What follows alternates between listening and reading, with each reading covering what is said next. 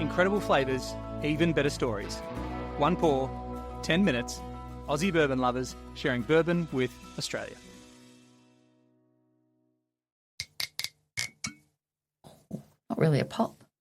More of a squeak and then like a, I don't know, like a reveal. But don't worry because the liquid is much more grand than the pop that I the gave. sound. The acoustics don't align with the liquid. No. What liquid are we drinking, Dave? This is a Maker's Mark Cellar Age 2023. So excited. Today is 2026. Yeah. So we've had exhibited extraordinary constraint by not popping it until, 3 years later. I know. It has been sitting there staring at us and it's just so beautiful. The 2023 release of the Cellar Aged is special because it was the first one. Yeah, it was their first. There's a few other kind of interesting, like, nuanced pieces of this, but let's enjoy it first. Cheers. Cellar Aged. I remember we were in Kentucky when this happened. It was our second trip to Kentucky. And we okay, yeah, let's go with that. Sure. We did the first one, the 2022, Bourbon and Beyond. And then we discovered that there was lots of fun bourbon adventures. And we went back to Maker's Mark in 2023 and they had just released it. They were talking about all the people who had camped out and waited on the farm road leading up to the gates so they'd get their hands on a bottle. But we didn't get a bottle then. One, because I don't think they had any left when we visited Maker's Mark. But I tried it. We tried it, yeah. But two, we had a limited amount of stuff we could actually bring back. And I cannot remember where we actually got this bottle, but you told me. I can remember. You can remember. On that trip, sorry, wait, on the nose, come on, let's quickly do this. Oh, yum. It's very, like, maple syrup.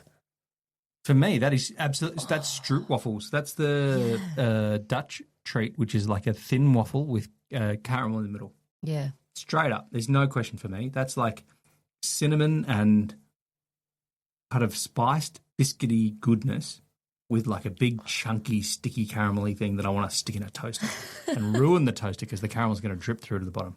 I was instantly getting like breakfast waffles, like when you sit there and get toast your waffles for breakfast and then put maple syrup all over top of them. That's where it took me, Dave. This is so good. Oh. And when we cracked this the other night, I was having so much fun because it falls in this category for me of there's this handful of like bourbons that what I think of is like really top shelf, in this kind of crazy way, right? Represent this value of it makes sense to spend what seems like a lot on a whiskey that is actually so good. Yeah, it's good, but it's also special. I think that's part of, like, to me, this bottle. It's from Maker's Mark, one of the first distilleries we ever went to over there. It's a bourbon that we love. There's a lot of sentimental stuff, but the story behind, like, I'm just talking. Cellar Aged. Yeah, well, you and I have that, but I'm talking about like someone who's going to try to look for like a really good bourbon. Oh yeah, but this is a genuine, like in my view, this is a genuine banger with really good value. And then the age or whatever we'll talk about in a sec, but like there's a couple of whiskies for me and like a handful of whiskies that represent excellent value. You can definitely get them in Australia. Yep. Not super easy, but you can get them and they're definitely good ones to have on your shelf. Yeah. Yeah.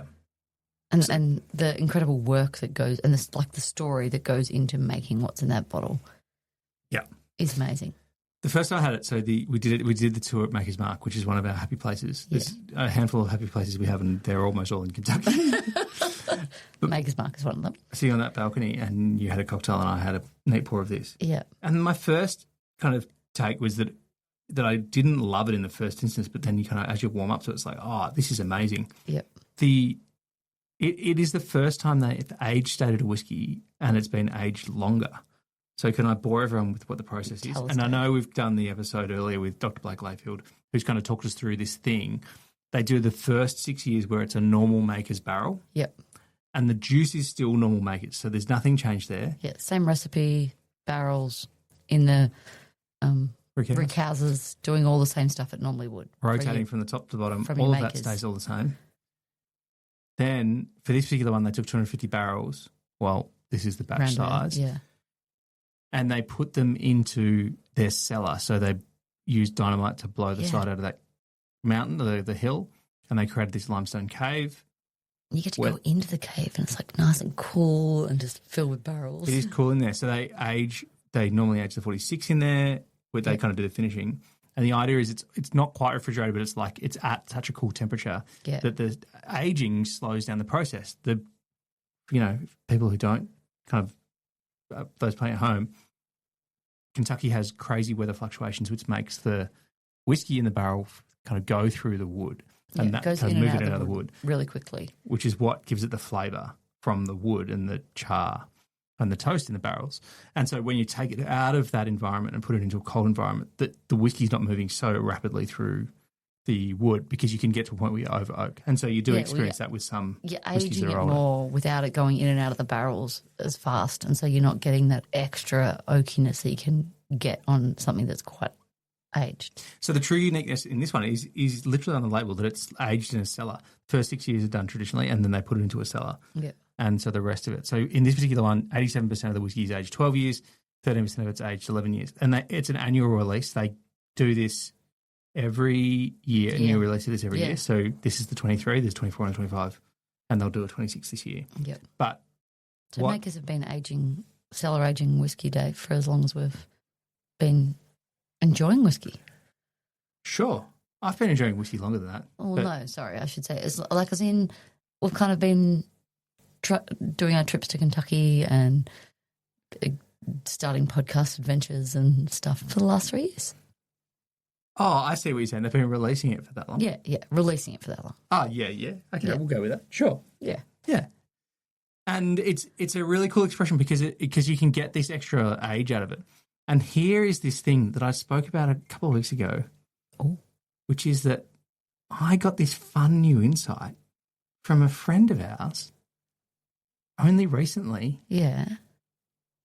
And I don't want to say too much that I'm not allowed to say. Oh, but don't say it. I know that there is some really good stuff still going to come from Maker's Mark down the road. Maker's Mark. Because when they released this, everyone went, what's the oldest stuff you have?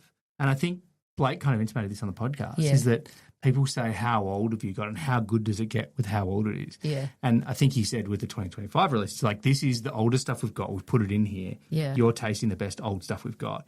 Yep. But the good news is what the cellar can do and what they can kind of blend and make from that.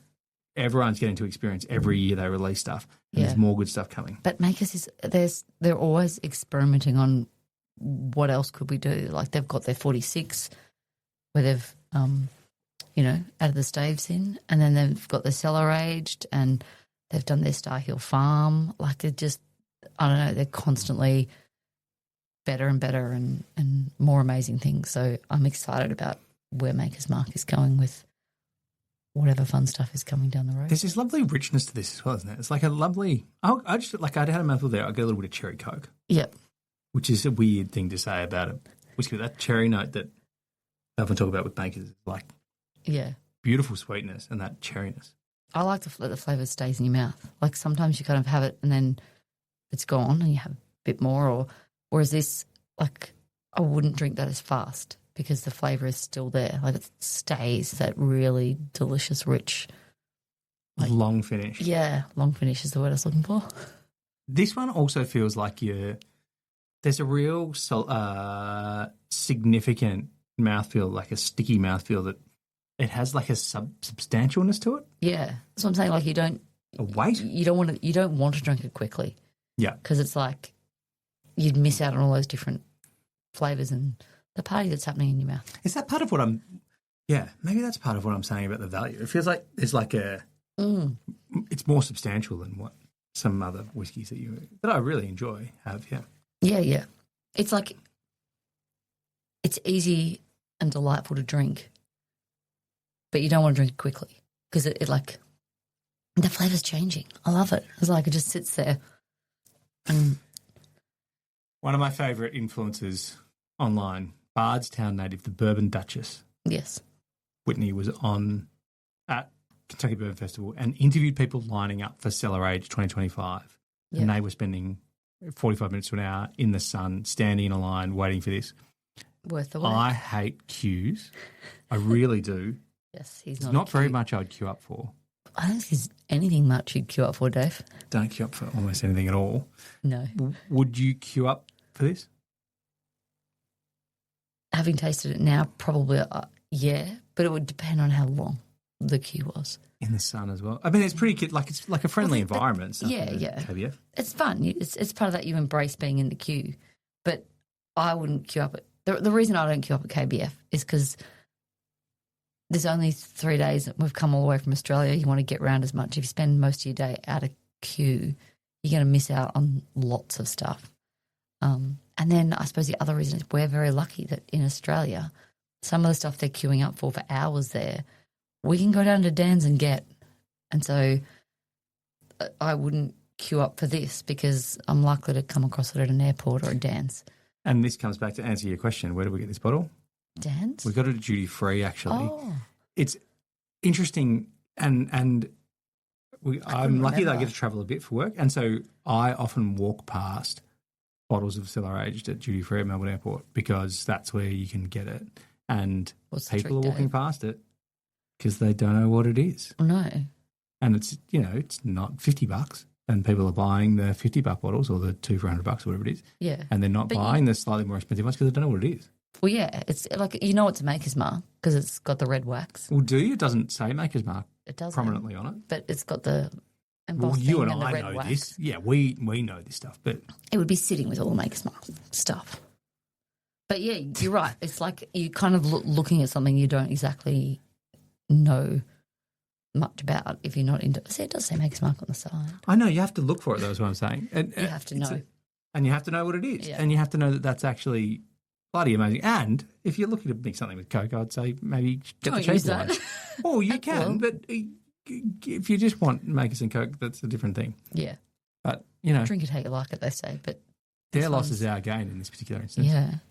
This is great. If you're going through duty free and you've got some allowance, I'd say see if you can get your hands on a bottle of Cellar Aged. It's a Yeah. genuine banger. It's definitely worth the queue.